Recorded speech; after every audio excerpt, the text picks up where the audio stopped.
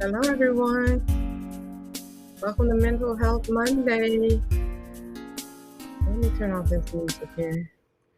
All right, welcome. Thank you for joining us today. Today, we're going to talk about addiction. But first, y'all don't mind my dog walking around in the background if y'all can hear him tapping around the house. But first, before we get started talking about addiction, and today we're talking about addiction, not necessarily drug abuse, as people automatically think about when they think about addiction. We're going to talk about addiction to all things, right? So just stand by for that. I think it's going to be an interesting talk. Today's just me. Neither of my co-hosts are available today. So it's just going to be me with you today talking about addiction. But if you will go to the comments section, I want to remind y'all that we're having a 10K giveaway. Always Up Coaching is. And we're actually giving away $100 cash and some journals. If you click that link after the show in the comments, you will get linked out to a form to fill out to enter. And in addition to the link to that form in the comments, I also got a link to all of our socials, your host, and Always Up Coaching. Go there as well. And as always, Mental Health Monday is sponsored by Always Up Coaching. Always Up stands for always unlocking your potential. Everyone gets a free hour of coaching so we can get together and figure out how I can help you make whatever you want to happen. Just make your life a life that you can control. So that could be anything: starting a business, going back to school, getting out of a bad relationship, or just feeling fulfilled in life, right? So make that hour. I'm going to send you a link um, to fill out a form whenever you make your appointment, or either I'm going to send you a hard copy of the form. You fill out that form so we can make the most of your hour, and I can have a lot of background information on you. We'll chat for an hour. You'll love it. We'll have a good time. We'll become good friends, and then you become a permanent client, or you become the client that watches all of my videos and engages in my content, either in my Facebook group or on my socials. Okay, so either way, it's a win-win situation. So what are you waiting for? Just go to alwaysupcoaching.com and click book a free discovery call. That's all it takes, y'all. But before we get started, let me make sure y'all have links in all the places you might be watching me to the giveaway in our socials. So I'm going to do that right quick, y'all, just to be sure. Some of y'all may have to skedaddle off a little early, and I want y'all to have this before you go. I don't want anybody to miss out on the potential to win $100 cash just for hanging out with us. So just stand by, and I will have all those links in the comment section, okay? Get one more up there. Some of y'all may be watching me on YouTube. Probably not, because my channel is not. I think I have 2 subscribers on YouTube. That's it. So make sure y'all go on to YouTube and subscribe there as well. Then you'd be able to cast me on your TV possibly. So there's me. Just open that video. I'm about to post these links there as well.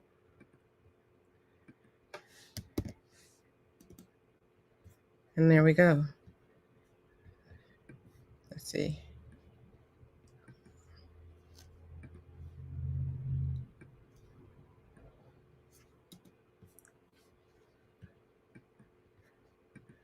Get these links on there for y'all. Sorry, y'all. It's supposed to be able to sync it all and do them all at the same time, but for some reason it's giving me an error and it's saying y'all don't have it. So I just wanted to make sure. Okay, so let's talk about addiction, y'all. Let me grab my notes, because this will be probably the first of a multi-part series, because I mean, addiction is such deep content. I think we'll probably at least maybe do 3 segments on it over a period of time. We're not going to go back to back. Next week, we're going to switch gears. You know, we don't want to bombard you with too much of one thing in a short period of time. So we'll come back to addiction maybe next month. But right now, we're just going to talk about addiction. And, let's start off by making sure we all know what addiction is, right? So, addiction can take two forms. You can have substance abuse addiction, which we all think about that at first. And that's just a condition in which you're compulsively seeking a drug of some type, okay? Um, and the drug can be like, prescription drugs, what we refer to as street drugs or non-prescribed drugs, which takes the form of sometimes someone else's prescription pills, right? But then you also have behavioral addictions, and behavioral addictions can be almost anything, y'all. This is where we talk about gambling, smoking cigarettes, internet usage, certain types of internet usage, engaging in unsafe male female practices, shopping, exercise. Yes, you can be addicted to exercise to the point where it's unhealthy for you. um, Addicted to anything, basically any kind of behavior that creates a problem in your life and it leads to a cycle that produces negative consequences. So this is what we're talking about when we talk about addiction. Now, I think we'll start off with just talking about how it affects people, right? What are those negative consequences, right? Well, it really depends on what you're addicted to, right? Um, and let's just start with one that seems a little bit benign: addicted to exercise, right? You can actually create damage to your body by over exercising. You can, get too thin, eliminate too much body fat. Body fat is needed to store certain vitamins in your body, right?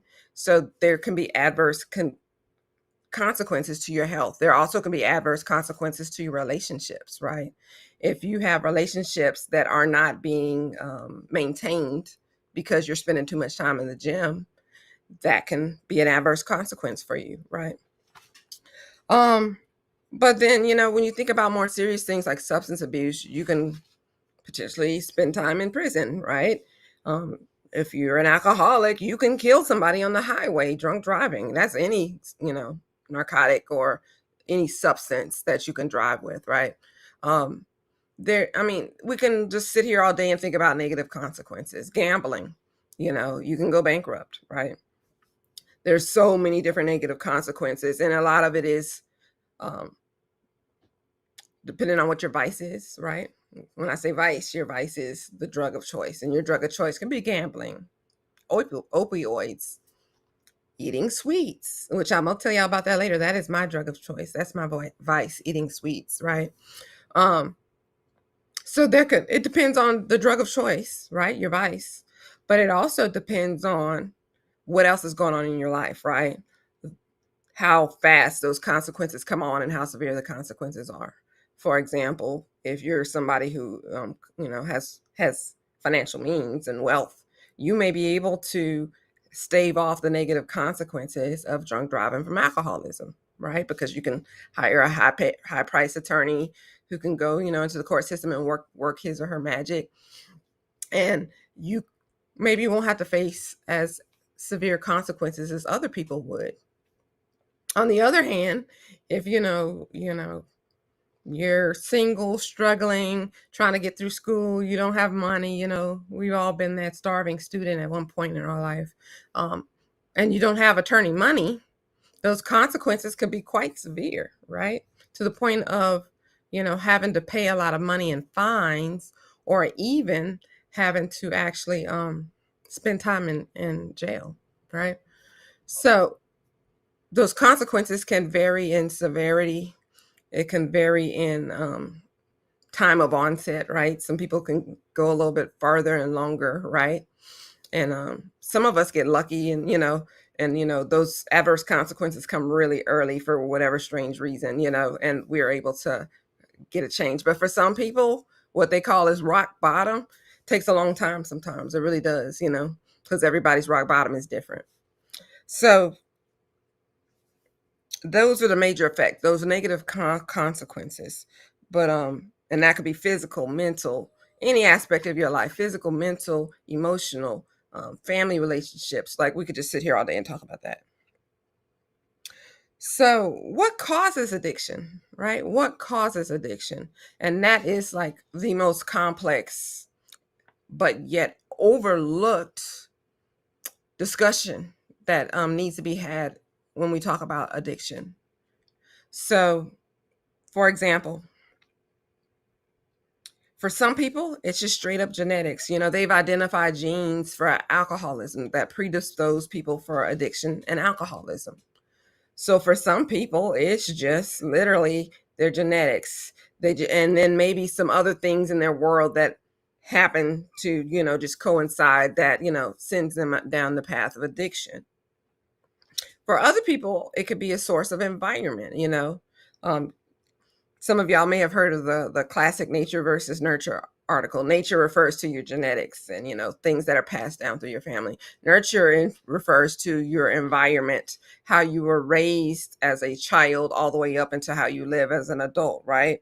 So things like childhood trauma, post-traumatic stress disorder from that childhood trauma, being abused, in adulthood, just having a stressful job can predispose you to becoming addicted to something.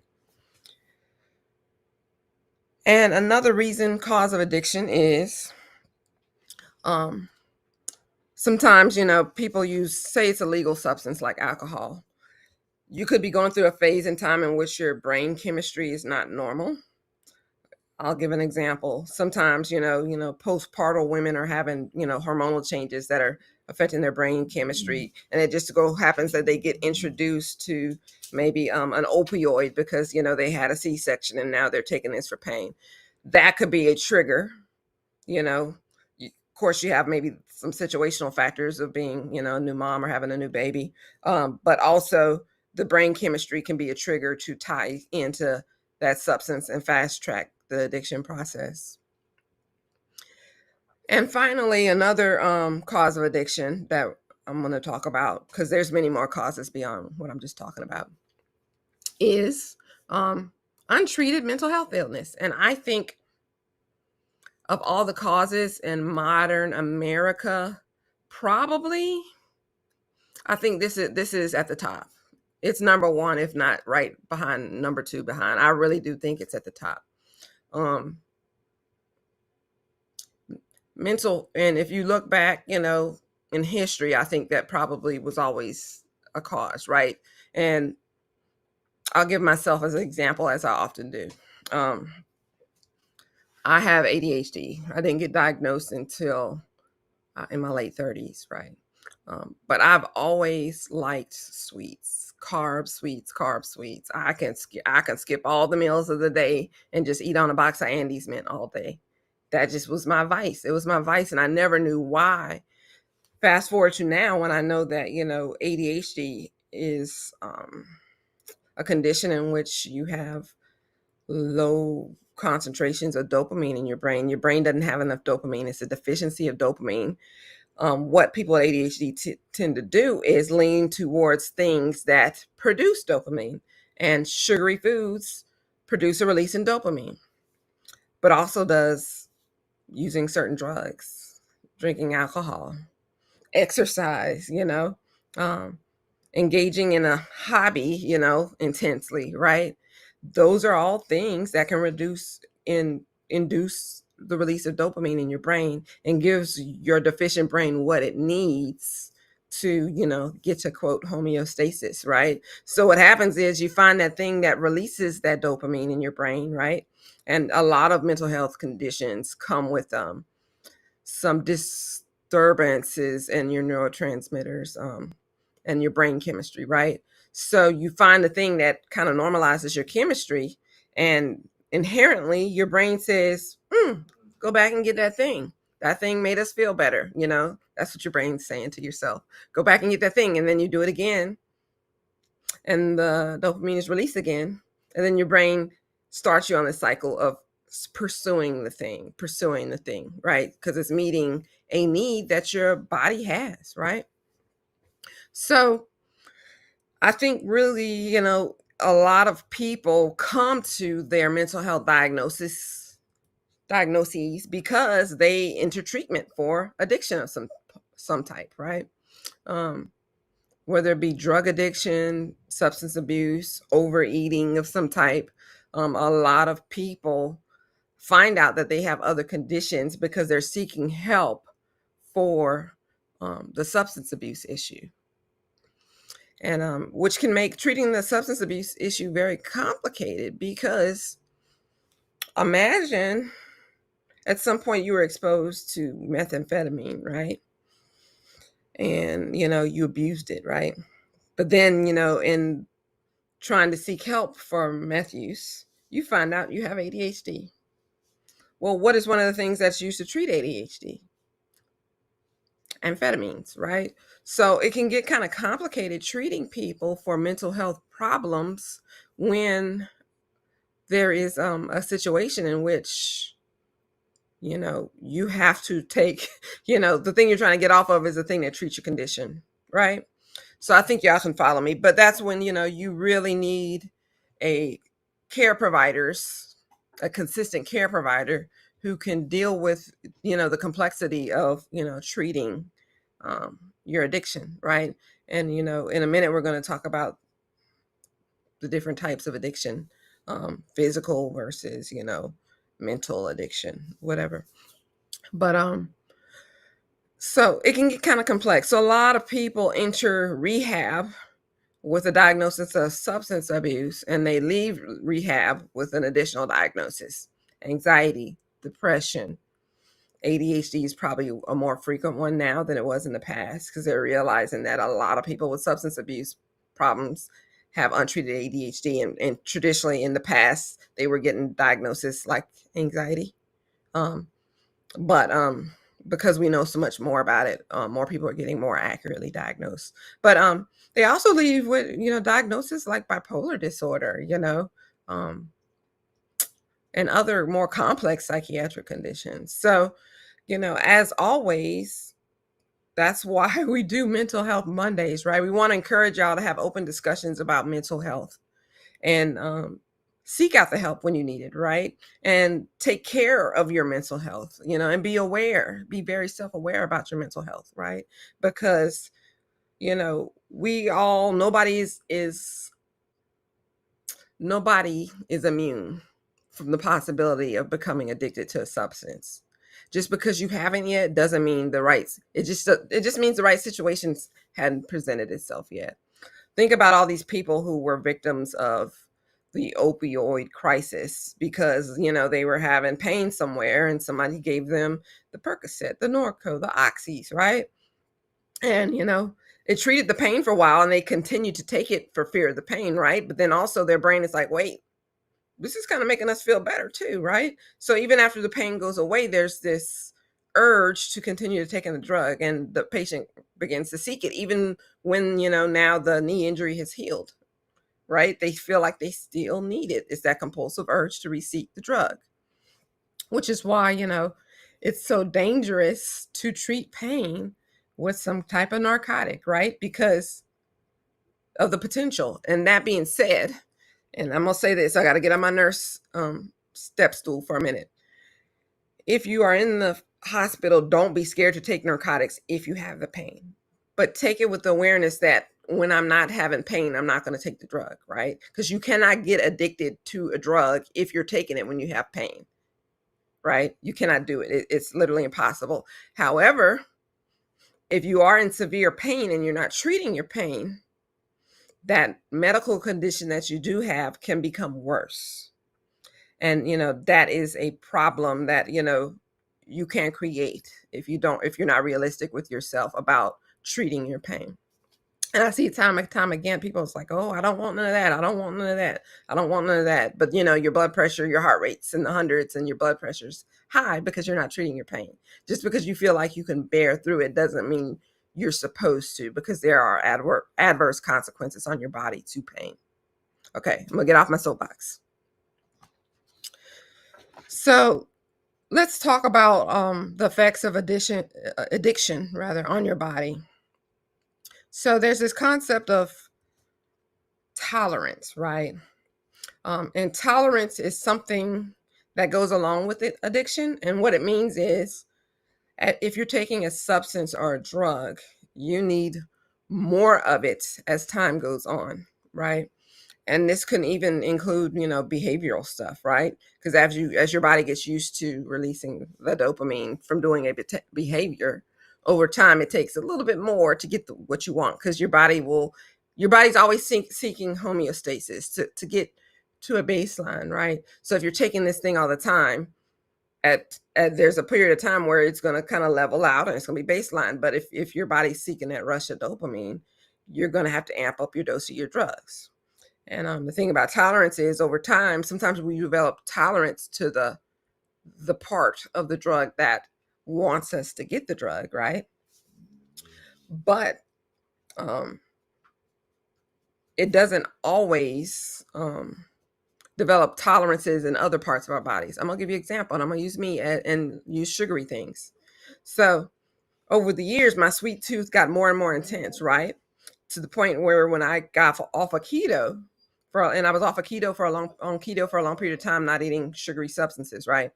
I would eat something that was normal sweet for me before, but then I would eat it and it would be so intense to me, right? So over time, my palate had developed a taste for more intense sweetness over time, right?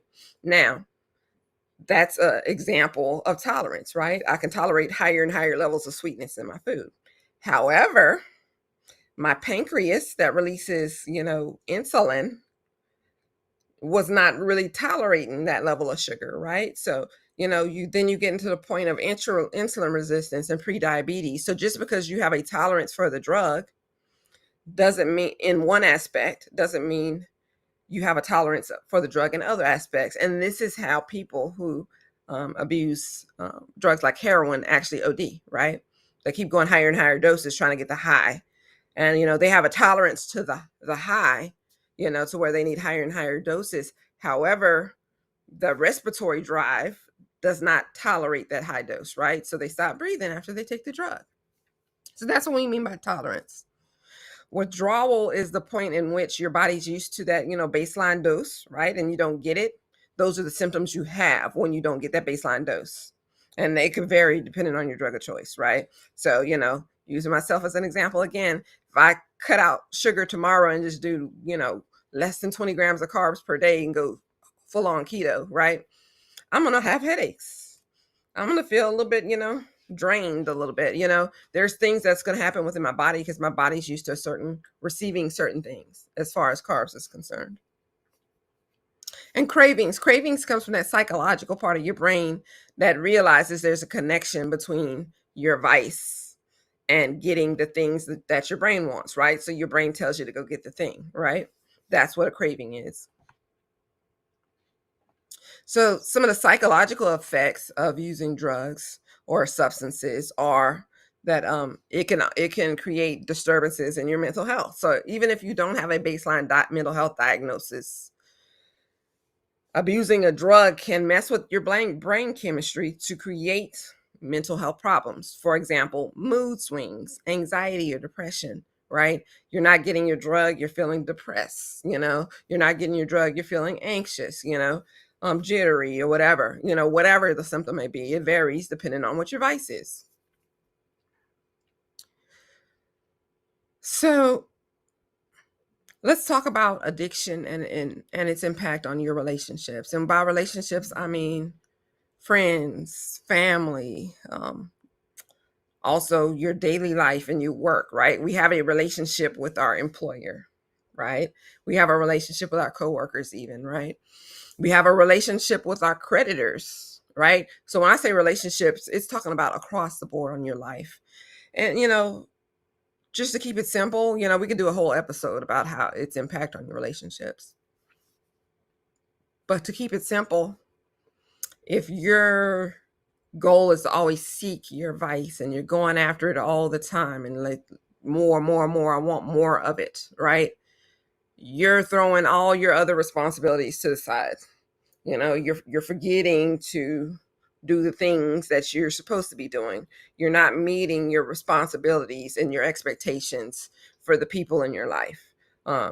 You're forgetting to do things. You're failing to do things because your focus becomes, let me make sure I get the thing, and, especially at the point where it's tipping to severe problem, right? And those negative, And that's when those negative consequences start to stack up and higher and higher and higher, right? Because the scale is tipping, you've ever heard the concept of functional addict, right? Those are the people who are able to gauge, and manage their addiction and keeping their regular life normal.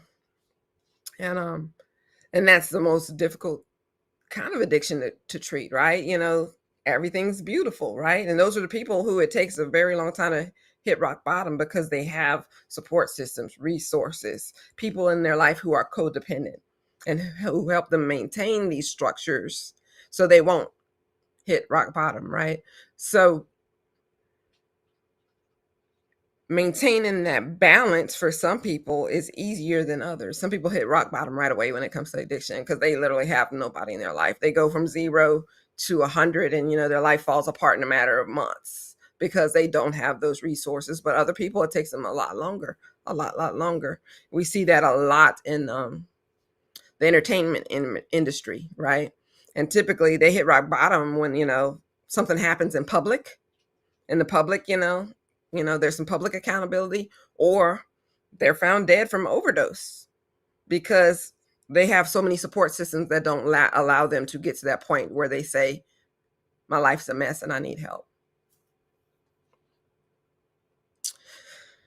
So let's talk about substance abuse and the stigma behind substance abuse. And this is more so with the addiction to drugs, but also alcohol, and something that people don't like to talk about, but the addiction to overeating and food and unhealthy eating, right?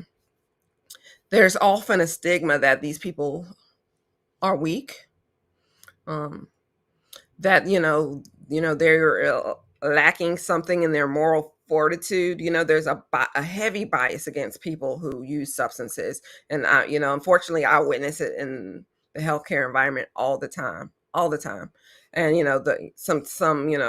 unfortunately some providers look at it as like, you don't care about your body, you're throwing that trash in your body, I'm not going to care about your body either. If you don't care about your body, I'm not going to care about your body. Or you're hurting because you have a tolerance for the drug you use, right? I can't help you on your pain because you have a tolerance, and there's these attitudes that are readily perceived by the abuser, but are not well perceived by those who are eliciting the bias against the person. And this is one of the reasons that, substance abuse is very pervasive in our society. We have a very judgmental society, and people don't reach out for help because people are judged, and it compounds. The horrible feeling that they feel by being judged makes them want to go after the thing even more.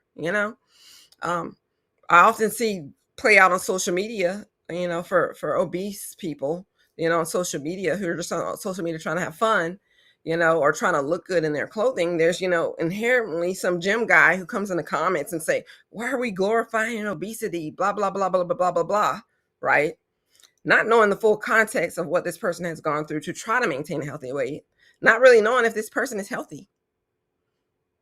That's a problem we have. We define healthy as thin to our personal standards. That's how we define it in our society, unfortunately. But there can be people who are outside of the range of normal weight who can be healthier than thin people. And people don't want to have that conversation because it's not the conversation. Because a lot of the people who are thin know this. They know they're unhealthy, but they want to continue to fool themselves that they're more healthy than that person who's considered to be overweight or fat or whatever word they want to put on it. So, that person could be working very hard to lose weight, exercise, diet, and be more healthy, right? They could be doing all the things. They could be doing more than the gym bro is doing, right? And it just takes longer. Obesity is a disease, and even if even if it's not caused by overeating, because not all obesity is caused by gluttony or overeating or whatever. That's the other, stigma in society.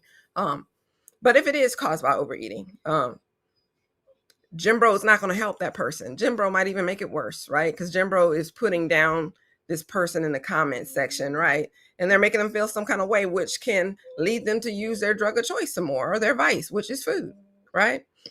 So Substance abuse. Y'all don't mind my dog in the background. I don't know if y'all hear him groaning. Old man, go to your bed. To bed, Scooter. To bed. To bed. So our society puts a huge stigma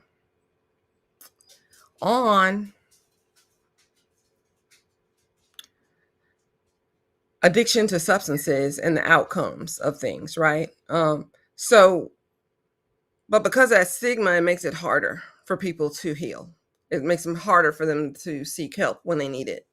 Um, you know, I remember going to my primary care doctor trying, saying I want to lose weight, and she's sending me to the nutritionist who just basically told me everything I knew already. But that goes along with the bias of the assumptions that are made by the judgment, right, and the bias.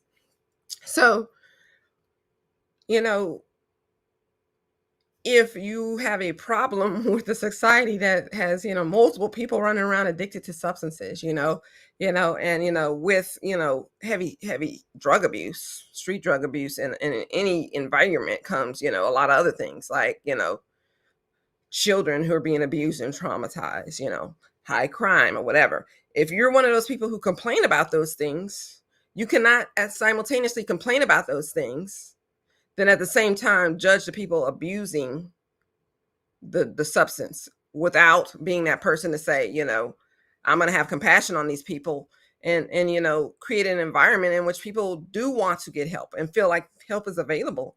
Because if they're always being put down and stigmatized, they're not going to want to seek help. They're always going to perceive everybody to be judgmental of them, right?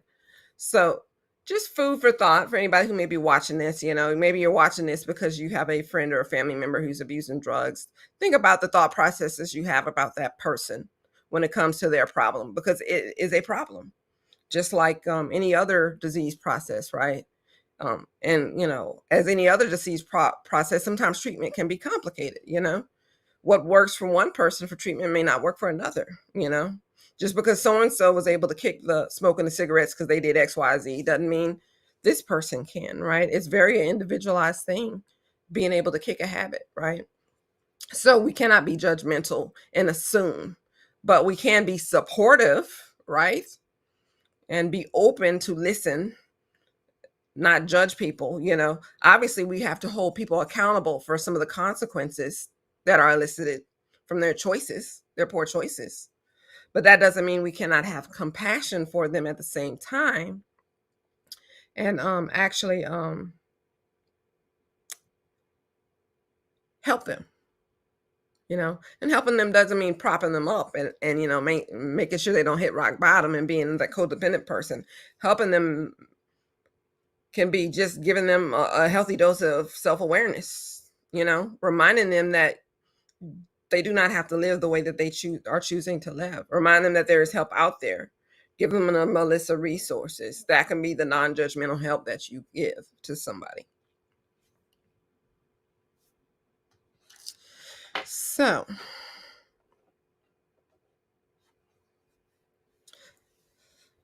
I talked a little bit about tolerance, but let me talk more specifically about physical dependence. When it comes to addiction, somebody can have physical dependence on a prescription drug that they're not addicted to, right? Imagine that the doctor prescribes you a drug and you're on it for forever and you hate it because it has some horrible side effect, right? And you decide you're just going to stop taking it. You can have withdrawal from that drug because you're physically dependent. That doesn't mean you're addicted to that drug. It just means your body has become used to the drug, right? So it doesn't mean you're drug seeking or addicted just because you have physical dependence. But for people who are addicted, that just creates another layer of complication in getting off the drug, because there's this addiction which comes from that mental compulsion to get the drug, but also now that they're trying to get off the drug or wean off the drug, it makes it very difficult, because their body, the minute they don't get the drug, their body starts doing strange things and they're like, okay, I gotta do the drug, right? So it becomes very complex, which is why people who have addictions need heavy support when it comes to kicking the habit, whatever the habit may be. So I mentioned about a primary care doctor, and one of the things here on Mental Health Monday we'll return to is, having access to a care provider. Whether you have access to health insurance or not, there are sources out there. There are cash pay clinics who do slide and scale fees based on what you get paid. Everybody needs to have that person, that healthcare provider that they see on a regular basis, to first of all make sure their body is healthy. But second of all, when they realize that they become addicted to XYZ, there's that person that they can go to for help when they need help getting off the thing, right? Because not everybody reaches rock bottom to where they have to go straight to inpatient rehab to get help. You may be able to wean off your substance just with the help of your primary care doctor. For example, in the case of alcoholism or whatever, there are things that the doctor can give you, drugs that they can prescribe, to where you can do an outpatient type withdrawal off of the alcohol. But that's why it's important, before you need the primary care provider, to have a relationship established.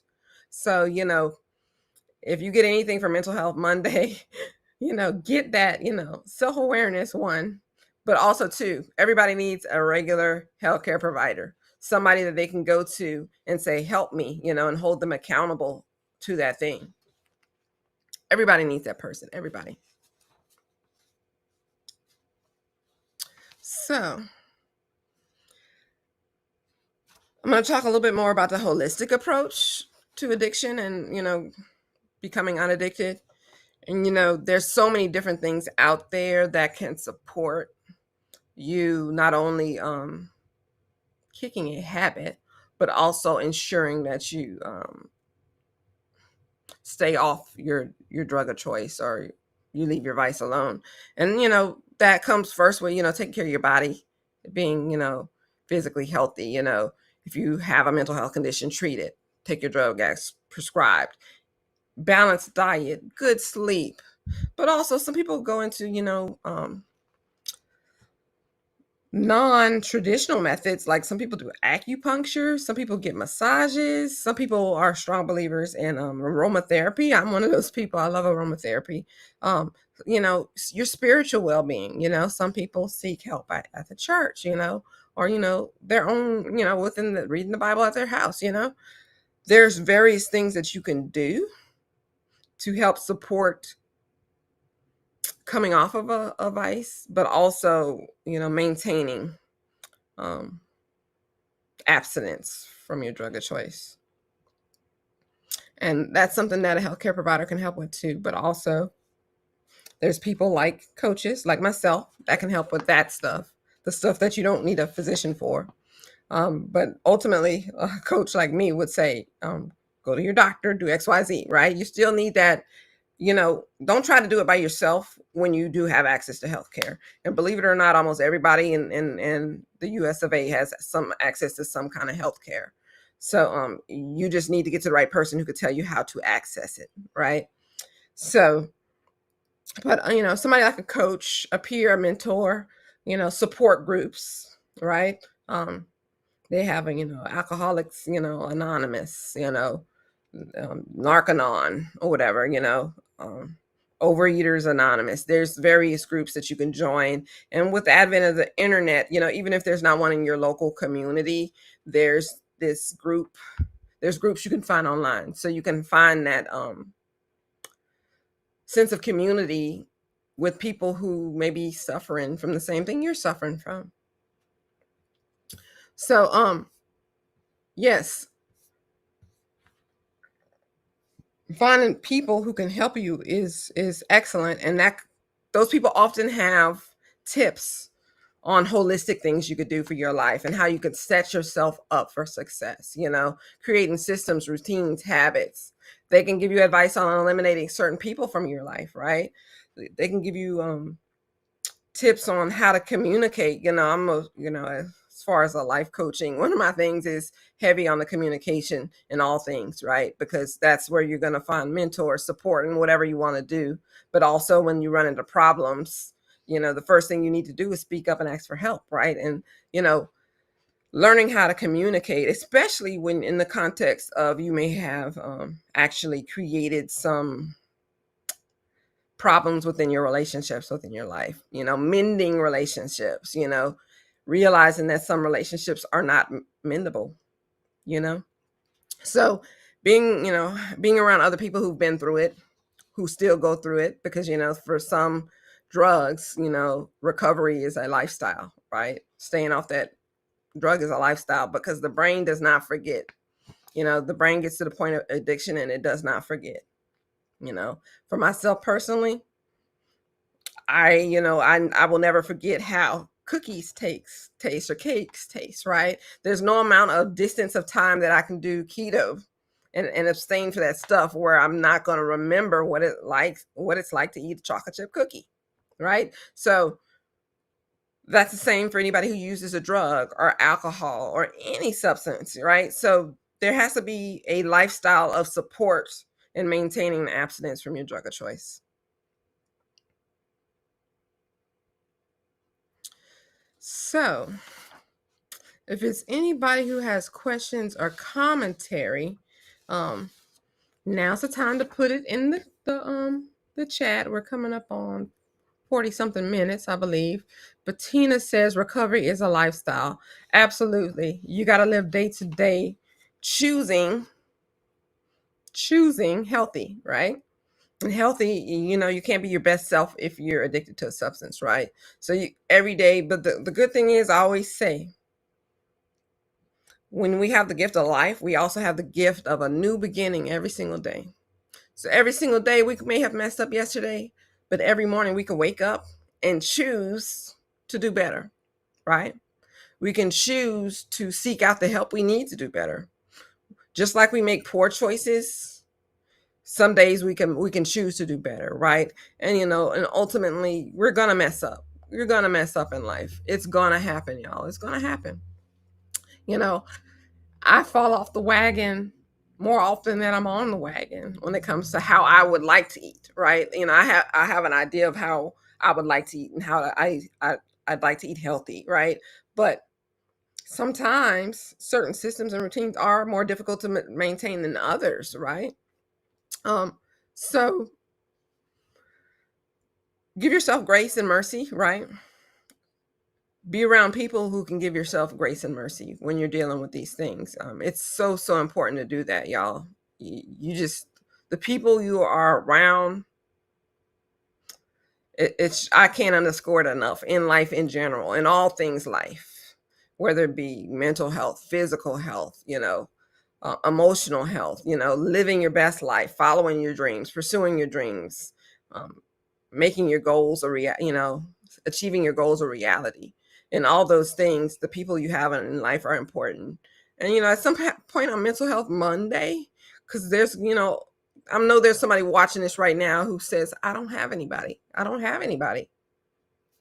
And those are the people I have the most compassion for. So, and at some point we're going to talk about establishing healthy relationships, how to find people, how to find your tribe, so to speak, how to find the people who are going to support you. And I will say, sometimes we have to have multiple tribes who support you in different things, right? So as an entrepreneur, it's good to have people I can talk to about being an entrepreneur and the struggles or whatever. You know, the people who I talk to about parenting. I think we touched on this last time. Or in self care maybe. It's important to have those people. Sometimes you need multiple tribes for the different venues and aspects of your life and your lifestyle. But having people around you is important. I am an introvert. I'm an introvert. I can intend to entertain myself and keep myself entertained for days at my house by myself and forget that the world exists. However, I also love people, which is, very, very much an enigma to me. I love to be around people. I love to engage in people, except my battery for people is limited. I'm running on 1 AAA when it comes to dealing with people, right? So I have to have time to recharge that battery to engage with people. But I digress.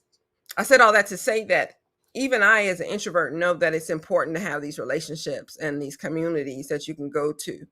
And, sometimes, one of the skills I've had to learn in my life is stepping out and communicating with people and making the first step when it comes to creating relationships with people, and I actually read this book by Mel Robbins, which is good for anybody who feels like they're stuck and feels like they're not able to do the things they want to do. But this book by what Mel Robbins called the 5-second rule, and that's what I use to transform my communication style when it comes to engaging with people I don't know, right? And her rule is, 5, 4, 3, 2, 1, start. And you can use this to actually get help for your disease process and addiction, because you can apply the 5-second rule to get started with a lot of things, right? So to pick up the phone and make an appointment with your doctor, like, 5, 4, 3, 2, 1, I'm just going to start dialing. I'm going to start dialing and I'm not going to stop. And, Mel talks about it. Mel Robbins actually talks about that in her book. About there's science behind counting backwards 5 to 1, right? That triggers things in your brain to move, right? And I remember being at a conference in which we were engaging in a group and people were introducing yourself, and there was this lady who had a specific occupation and was doing something that I was very interested in. I wanted to learn more about it, right? And so old Latonya would have just been like, man, I wish she would come over here and just like engage me so I could ask her. But new Latonya walks over, right? So I remember that particular day, that was my first time using the 5-second rule for this. And I just did at the end, at 1, I'm just going to stand up and start walking, right? Because once you stand up and start walking, it's hard to hit the reverse button, right? Because then you're going to look silly, right? So I said 5, 4, 3, 2, 1. I got up and I walked over there and I engaged her in conversation, and she was very friendly and engaging. She gave me all of her contact information.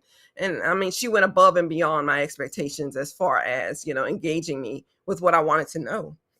And sometimes all it takes is one event like that to totally transform your life. And that moment was one of the moments that did for me. It did, right? So even coming here, watching the countdown on the timer, sometimes I'm like nervous to come over on here and talk to y'all, but seeing that countdown, at 1, I'm going to just do it, and I'm going to be ready, and I'm going to be out there, and I'm going to say all the things that need to be said and being confident, right?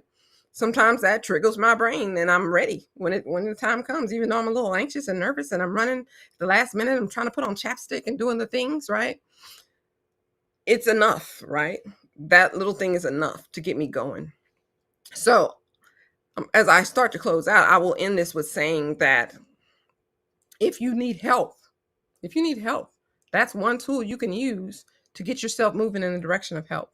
And that may be just having a conversation with a significant other or family member, finding that person that can help you, and 5, 4, 3, 2, 1, I'm making the call. 5, 4, 3, 2, 1, I'm booking an appointment with my doctor.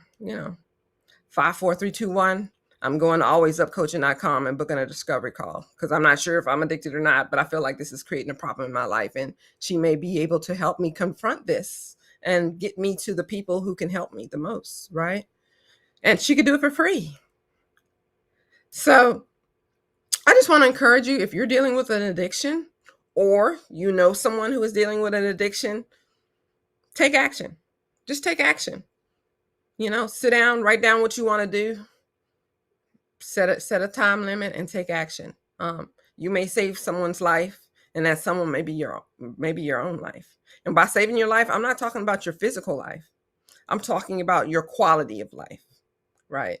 Because you have people who abuse substances their entire lives, y'all, and they manage to make it through, and they get to a older age, their 60s, 50s, or whatever, and their body's destroyed. They have nothing in the bank. So even though they're still living, they've just literally destroyed their life in a way, right? But I'm here to tell you that, just like I said, every day is a new day, and every morning, even those people who feel like they have destroyed their life can start over. Every day is a new beginning, and you choose the life you want to live. You choose. So that being said, if you are living a life that is not of your choosing and you want to make a pivot, you make an appointment with me. First of all, if you're addicted to a substance, particularly a drug of some type or alcohol or something a little bit more dangerous, make an appointment with your doctor, right? Because, there's things that doctors can do that I cannot help you with. But I can help you with making a global plan to make the pivot in your life you want to make, right? So go to alwaysupcoaching.com, click book a free discovery call. I'm going to send you a form. And you can always, in that email where I send you the form, you can always reply and say, hey, I saw this video or that video, and this is what's going on with me, just to add more context to the information you will give on that form. And, we will talk for an hour or more. Usually my appointments run a little bit over just because I'm so excited to engage with people and talk to them. But I will help you. I will get you moving. I will unlock your potential to get moving in the direction to creating the life you want. Okay. So make sure you do that. Don't forget, the link should be in the comments for the 10K giveaway. Always Up Coaching is celebrating my personal page, actually making over 10,000 followers. We have over 13,000 followers, so you may be seeing me on my personal page. And we're giving away $100 cash and some bound dot grid journals, right? 8 of them. And we have very few entries, y'all. So it may remain very few. So the chances could be very high of winning something, even $100. So if you haven't done it yet, click that link. And in the link, there'll be some instructions. The only thing you have to do is fill out that form and follow all my socials. And the link to the socials are right on the form, y'all. So easy peasy, enter the giveaway, because I want to give it away to y'all, the people who are watching this, the people who are engaging in my content the most. Those are the people I want to have the money or the journals, right? So don't forget to do that. And don't forget to have an awesome week, right? It's Monday. Yay, Monday fun day. So one day down, 4 to go if you work a 5-day work week. But let's make a promise to ourselves that tomorrow morning we will wake up and we will make a determination to have a great day and a great rest of the week. All right, y'all. I will see you on Saturday for Self-Care Saturday. It's on Saturday mornings at 11. So I hope you join me, because part of mental health is taking care of yourself in all ways: physical, mental, emotional, spiritual. And those are the things we talk about on Self-Care Saturday. So I hope you will join us there as well. Follow Always Up Coaching and you'll never miss an episode. Anyway, happy Monday. Y'all have a great night.